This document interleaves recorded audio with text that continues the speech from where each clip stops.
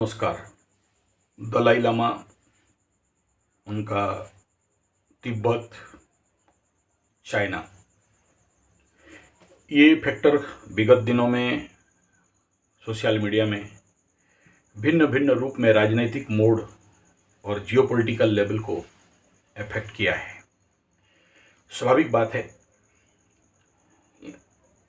China का क्रूरता तिब्बत जैसे एक धार्मिक देश के ऊपर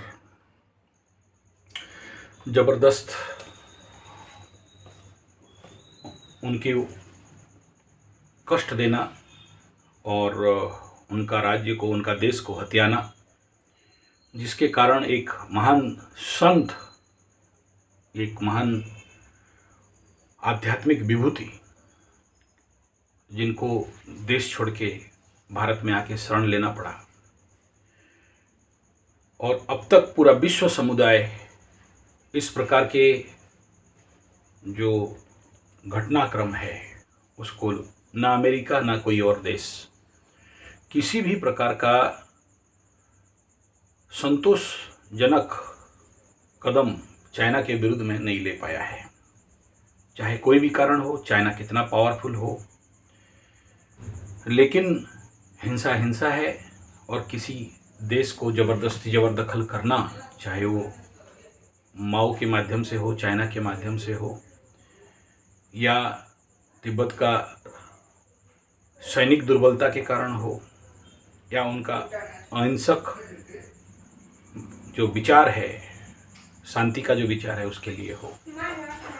लेकिन ग्रह गोचर स्थिति आने वाला समय में ये तो दिखाई दे रहा है कि चाइना का कुंडली को भी देखें और उसका दशा अंतर्दशा को देखें, और साथ में दलाई लामा जी का भी कुंडली को देखें, और तिब्बत जिस दिन ये टूटा या ख़त्म हुआ उसका कुंडली और ग्रह गोचरीय स्थिति को देखें, तो ये तो स्वाभाविक बात है। कोई भी पाप, कोई भी इस प्रकार का अनैतिक कार्य, हर एक चीज़ का एक लिमिट होता है। वो लिमिट ख़त्म होने के बाद फिर उसका कोई महत्व नहीं रह जाता है और फिर से देश स्वाधीन होता है। भारत को पराधीन अंग्रेज़ों के द्वारा 200-250 साल, फिर मुग़ल पीरियड में भी इस प्रकार का बहुत सारा हत्या, क्रूरता का सामना करना पड़ा था, और आखिरी में भारत फिर से स्वाधीनता प्राप्त किया। ये दुख भारत से ज़्यादा और कौन समझ सकता है। और जिस प्रकार तिब्बत के लोगों के ऊपर, वहाँ के मूल निवासियों के ऊपर भयंकर क्रूरता, अत्याचार, हत्या उन चाइनीज आर्मी के द्वारा हुआ है, ये पूरे विश्व को सर्वविदित है। उसके ऊपर कोई बोलने का कोई आवश्यकता नहीं है। लेकिन आने वाला समय में ये जो प्रचंड ग्रह का परिवर्तन दिख रहा है, ये कहीं ना कहीं चाइना जैसे कंट्री डिवाइड होगा, अलग अलग, और उसका ताकत क्षीण होगा, और उसमें एक राजनीतिक प्रचंड उथल पुथल, शी जिनपिंग के जो अभी का कंडीशन और सोशल मीडिया में न्यूज़ चल रहा है।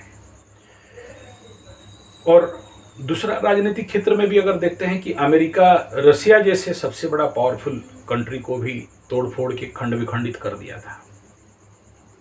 ये कूटनीति, ये डिप्लोमेसी, ये राजनीति और ये षड्यंत्र इतना भयंकर होता है कि अच्छे अच्छों को तोड़ फोड़ के रख देता है। और ऐसा ही ग्रह गोचरीय स्थिति अभी आकाश में मीन शनि और मेष शनि के दौरान देखने में आएगा। नेचुरली चाइना में भयंकर रूप में अभी भी प्राकृतिक विपर्यय चल रहा है। जैसे कि कहा जाता है, तिब्बत सबसे वर्ल्ड का, मतलब इधर का सबसे बड़ा वाटर टैंक है, और ये पानी के लिए जो कुछ भी हुआ है। दो कारण है इसमें। एक, अगर आप किसी निहत्थे को या संत को कष्ट देते हो और संत के हृदय से अगर अभिशाप निकला है, तो आपका देश गया काम से। आप अगर इंडिया में देख सकते हो, इंदिरा जी को अभिशाप मिल गया था तो उनका पूरा गोली खा खा के, तो ऐसे धार्मिक लोग, मेडिटेशन वाला लोगों के पास वो ताकत रहता है।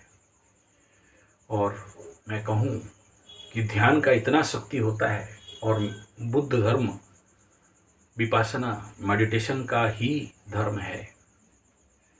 और अगर ये जितने भी तिब्बती भारत में शरणार्थी बन के हैं, अगर इनको सही मेडिटेशन का ताकत का उपयोग कर सकें और अपना आध्यात्मिक से, मैं नहीं कह रहा हूँ हिंसा का बात भड़काने वाला बात नहीं कहूँगा, इनडायरेक्ट हो डायरेक्ट हो, लेकिन आवश्यकता है बनना और बनाना, अपने आप को बनना।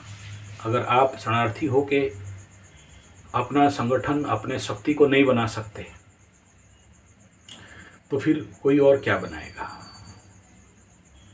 कश्मीर में जैसे कश्मीर पंडितों के साथ हुआ और अभी तक उस प्रकार का संगठन नहीं बन पाया, और वो तो हिमालय और भोलेनाथ शिव शंभू का स्थान है, और वो ऐसे विधर्मी लोगों के हाथ में कभी भी रहेगा नहीं, क्योंकि कोई भी धार्मिक शक्तिपूर्ण स्थान के लिए धार्मिक शक्तिपूर्ण व्यक्तियों का भी आवश्यकता होता है।